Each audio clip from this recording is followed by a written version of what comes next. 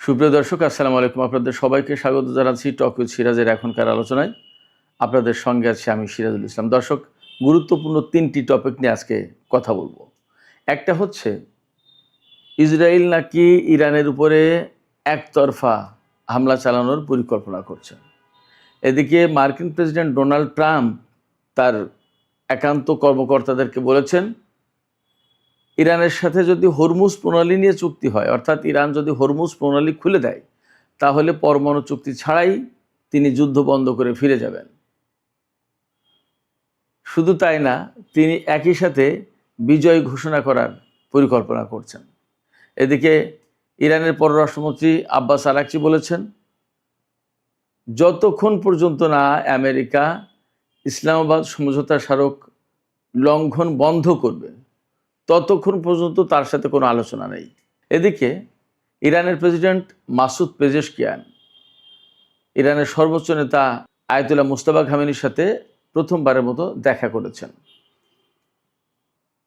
সুপ্রিয় দর্শক, এই বিষয়গুলো নিয়েই এখনকার আলোচনায় বিস্তারিত কথা বলবো।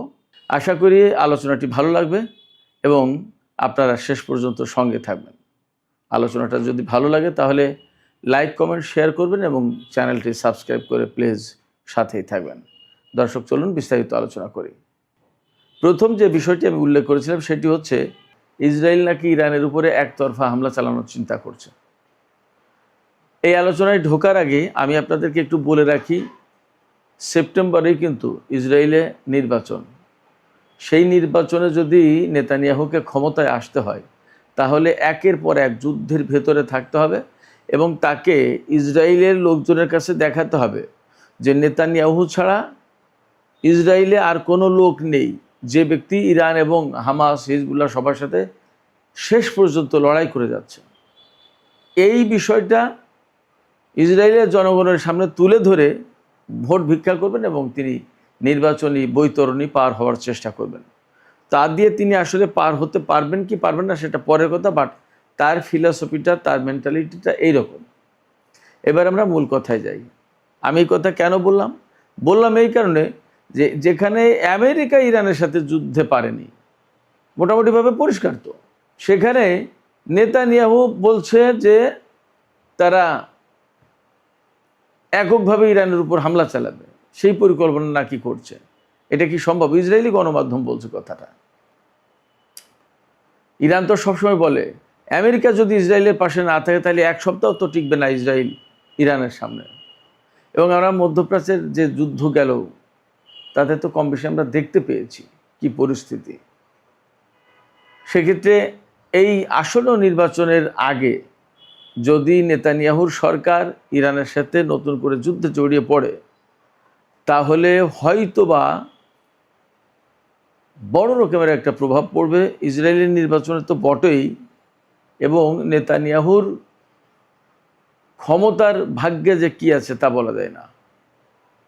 আমার কাছে ব্যক্তিগতভাবে মনে হচ্ছে যে এই ধরনের যুদ্ধে যদি জড়ায় তাহলে ভয়াবহ রকমের ক্ষয়ক্ষতির মুখে পড়বে ইসরায়েল, আমার কাছে মনে হচ্ছে। কারণ এতদিন যে যুদ্ধ করেছে আমেরিকা ইসরায়েল মিলে ইরানের বিরুদ্ধে, সেই সময় মধ্যপ্রাচ্যের বহু দেশে আমেরিকার ক্ষেপণাস্ত্র প্রতিরক্ষা ব্যবস্থা ছিল, অনেক দেশের ছিল। তারা এগুলোকে, ইরানের ক্ষেপণাস্ত্র, ড্রোন, এগুলোকে ধ্বংস করার চেষ্টা করেছে, ইন্টারসেপ্ট করার চেষ্টা করেছে। এখন কি ক্রাইসিস সেটা তো আমরা কম বেশি সবাই জানতেই পারছি। সেই জায়গায় নেতানিয়াহু যদি ইরানের সাথে যুদ্ধে জড়িয়ে পড়ে তাহলে পরিণতি সম্ভবত অনেক বেশি ভয়াবহ হতে পারে। আমার কাছে মনে হয় যে ইরান সেটাকে সুযোগ হিসেবেও গ্রহণ করতে পারে। দেখা যাক কি হয়, আদৌ তারা এই ধরনের হামলায় জড়ায় কিনা। এদিকে ইরান বলেছে, ইরানের পররাষ্ট্রমন্ত্রী সাইদ আব্বাস আরাকচি, গতকালকে থেকে তো শুরু হয়েছে ইরানের পক্ষ থেকে বিভিন্ন রকমের শর্ত দেয়া। অনেকগুলো শর্ত আমেরিকাকে দেওয়া হয়েছে যে এই শর্তগুলো পূরণ না করা পর্যন্ত হরমুজ প্রণালী খোলা হবে না।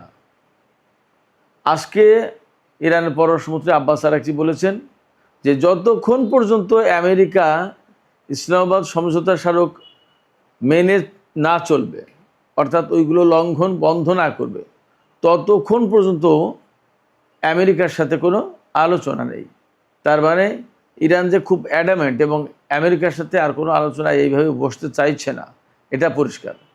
এবং ইরান যে কথা বলছে সেটা হচ্ছে এই যে ইসলামাবাদ সমঝোতা স্মারক সই হয়েছিল পাকিস্তান, তুরস্ক, কাতার সবার চেষ্টা প্রচেষ্টায় এবং বেশ খানিকটা আলাপ আলোচনা দেন দরবারের পর, এই আলাপ আলোচনার দিন দরবারের পর যখন আমেরিকা সেই সমঝোতায় সই করলো, ইরান সই করলো, তার অল্প কয়েকদিনের ভেতরেই তারা সেই সমঝোতা লঙ্ঘন করলো, ইরানের উপর হামলা চালালো, আবার সেই নৌ অবরোধ আরোপ করলো, নিষেধাজ্ঞা আরোপ করলো, সম্পদ, বিদেশি সম্পদ ছাড় দিল না, কোনো কিছুই করলো না, সমঝোতায় যা যা বলা ছিল তার কিছুই করলো না।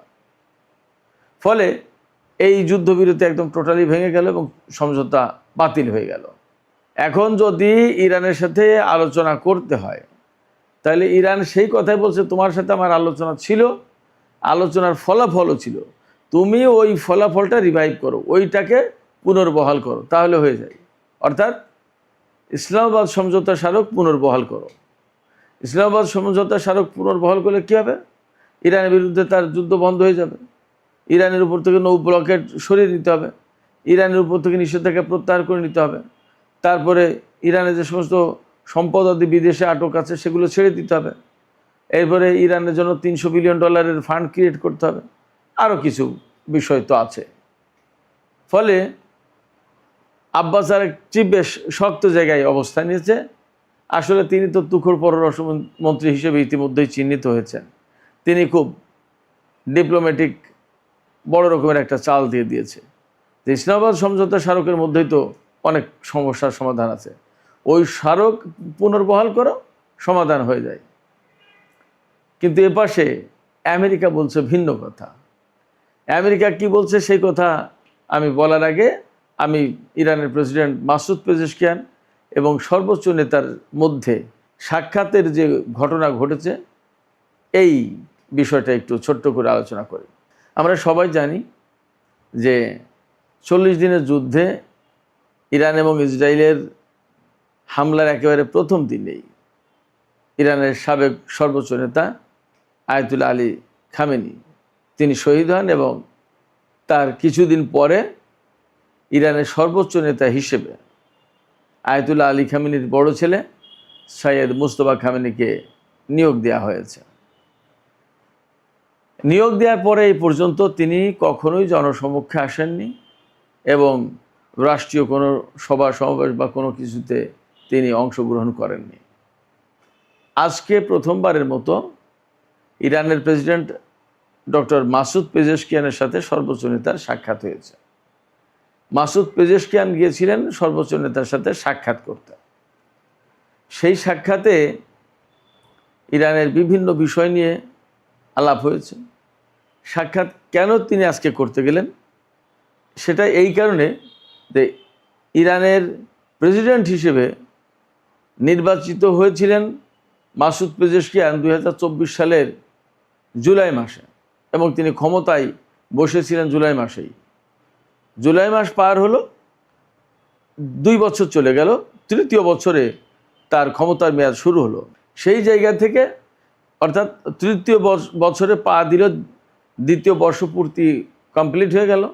এই উপলক্ষে তিনি সর্বোচ্চ নেতার সাথে আলাপ করেছেন, কথা বলেছেন।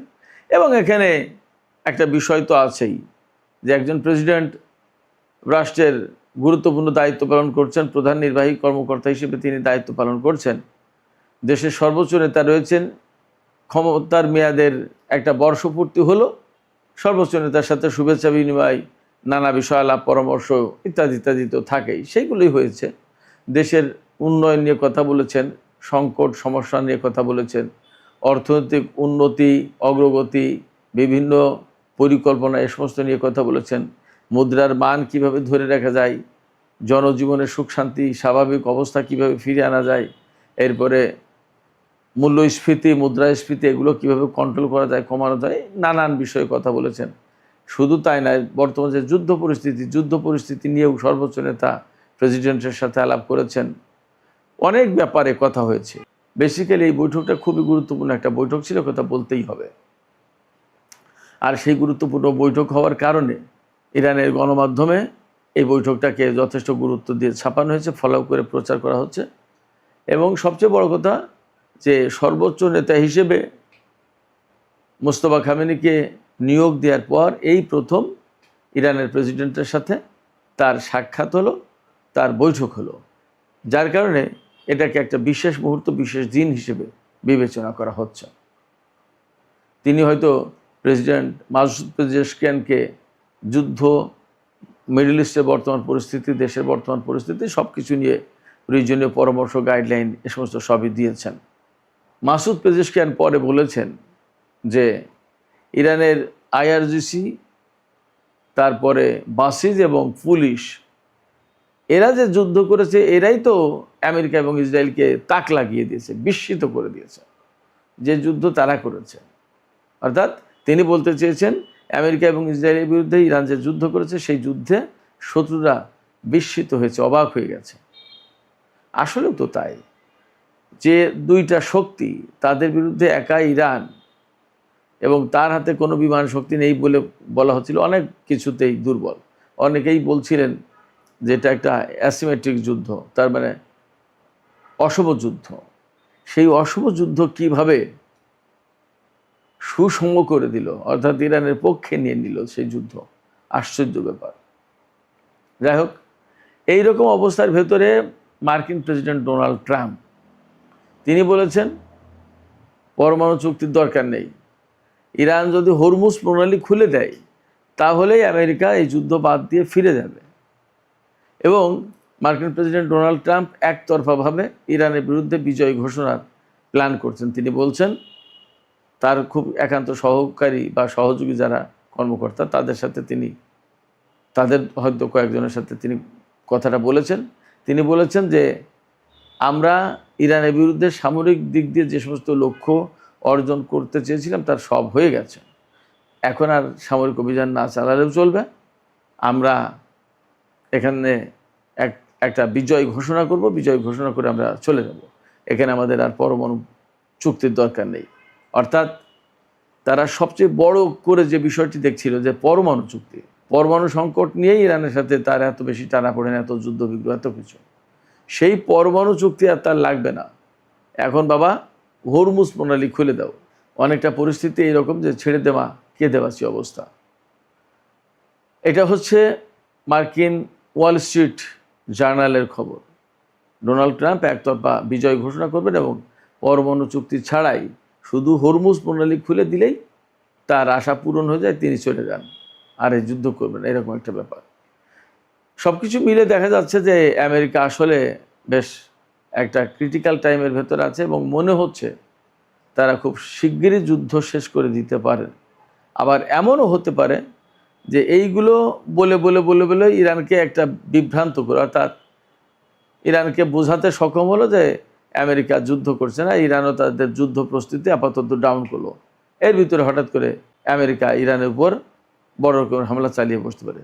অতএব ইরানকে যথেষ্ট সতর্ক থাকতে হবে এ ব্যাপারে। তো সুপ্রিয় দর্শক, এখনকার আলোচনা আমি এখানে শেষ করতে চাইছি। আলোচনা শেষের আগে আপনাদের কাছে প্রশ্ন করি, ডোনাল্ড ট্রাম্প যে বলছেন যে তিনি হরমুজ প্রণালী খুলে দিলেই পরমাণু চুক্তি ছাড়াই চলে যাবেন, এটা কি আসলে তার মনের কথা নাকি কৌশল? একই সাথে আপনাদেরকে আর একটা প্রশ্ন করি, ইসরায়েল যে একতরফাভাবে ইরানের বিরুদ্ধে হামলা চালাতে চায়, সেই সক্ষমতা আছে কিনা ইসরায়েলের? এবং হামলা যদি ইসরায়েল একতরফাভাবে, এককভাবে ইরানের উপর চালায়, তাহলে তার পরিণতি কী হতে পারে? সুপ্রিয় দর্শক, আপনাদের মতামত জানিয়ে কমেন্টে লিখুন, আর ভিডিও ভালো লাগলে লাইক, কমেন্ট, শেয়ার করবেন এবং চ্যানেলটি সাবস্ক্রাইব করে সাথেই থাকবেন। দর্শক, আপনাদের সবাইকে অনেক অনেক ধন্যবাদ জানিয়ে এখনকার আলোচনা এখানে শেষ করছি। আপনারা সবাই অনেক ভালো থাকুন। আল্লাহ হাফেজ।